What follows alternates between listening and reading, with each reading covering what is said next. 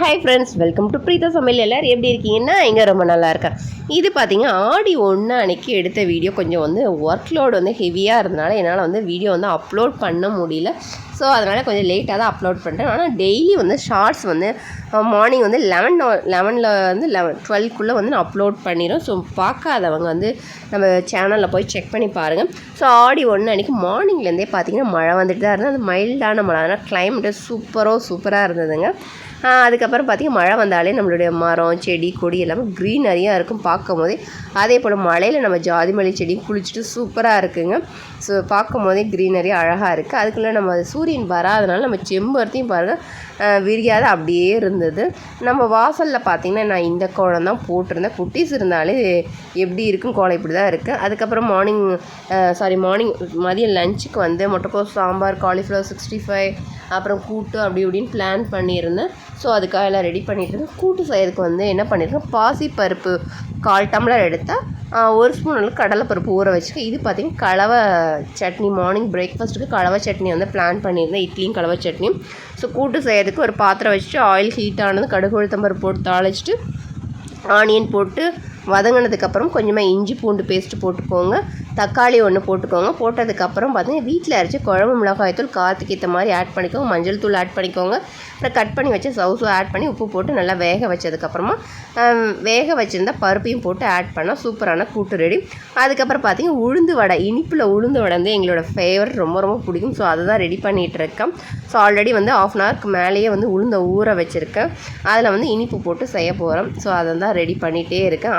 குட்டீஸ்க்கும் லீவுங்கிறனால அஸ்வந்த்க்கு இந்த உளுந்து வடை ரொம்ப பிடிக்கும். ஸோ அதனால் ரெடி ஆகிடுச்சா அப்படி இப்படின்னு பார்த்துட்டு என்கிட்ட அப்பப்போ பேசிகிட்டே இருப்பேன். நான் கிச்சனில் இருந்தேன்னா அப்படி தான் அஸ்வந்த் பண்ணுவோம். அதுக்கப்புறம் பார்த்திங்கன்னா மதியம் லஞ்சு சாப்பிட தொடங்கியாச்சு.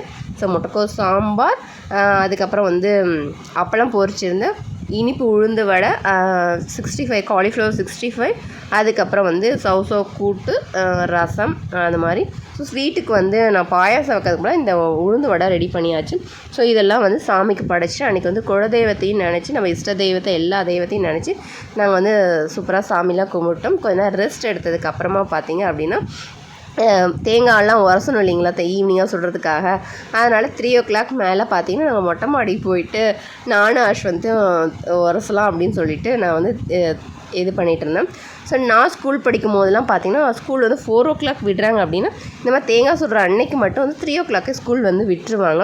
ஸோ சீக்கிரமாக கடகடன் வீட்டுக்கு எல்லாம் ரெஃப்ரெஷ் ஆகிட்டு பார்த்திங்கன்னா தேங்காய் இந்த மாதிரி உரசுறது, உள்ளே பூர்ணை ரெடி பண்ணுறது, இந்த மாதிரி தான் ரெடி பண்ணிகிட்ருப்போம்.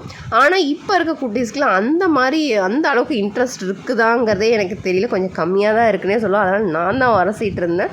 அப்புறம் அஸ்வந்த் வீடியோ எடுக்க சொன்னால் அங்கே லாங்லேருந்து என்னை பாருங்கள் எப்படியெல்லாம் வீடியோ எடுத்திருக்கான்னு சொல்லிட்டு, அதனால் எனக்கு சிரிப்பு தாங்க. பக்கமாக இருந்து எடுக்க சொன்னால் அவன் லாங்லேருந்து எடுத்தானே எனக்கு ஒரே சிரிப்பு. சரி ஓகே, குட்டி பையன் இந்த அளவுக்காச்சும் எடுக்கிறான்னு சொல்லிட்டு நான் ஓகே அப்படின்னு சொல்லிட்டேன்.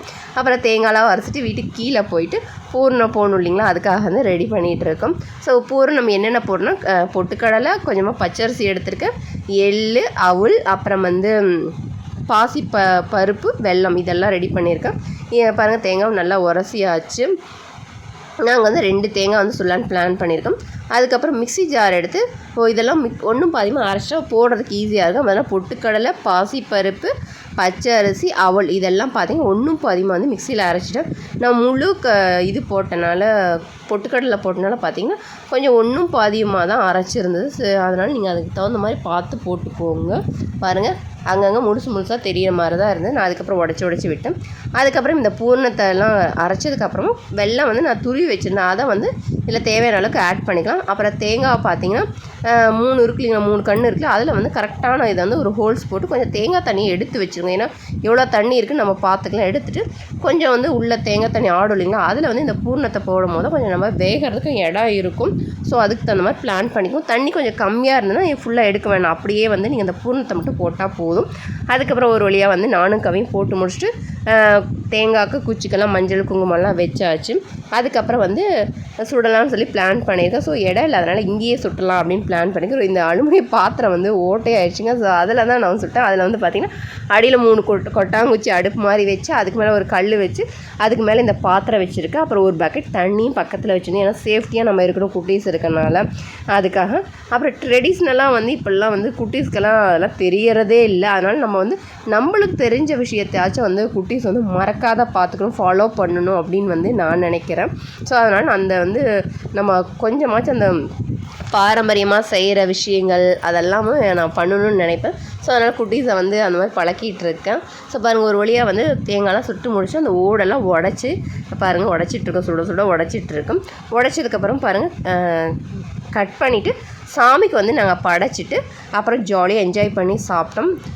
ஓகே ஃப்ரெண்ட்ஸ், இந்த வீடியோ உங்களுக்கு பிடிச்சிருக்குன்னு நினைக்கிறேன். இந்த வீடியோ பிடிச்சிருந்தா பிரீதா சமையல் லைக் பண்ணுங்கள், ஷேர் பண்ணுங்கள், கமெண்ட் பண்ணுங்கள். வேறு ஒரு இன்ட்ரெஸ்டிங் ப்ளாக் ஆன் சமையலோட சந்திப்பு. பாய் ஃப்ரம் பிரீதா சமையல். பாய்.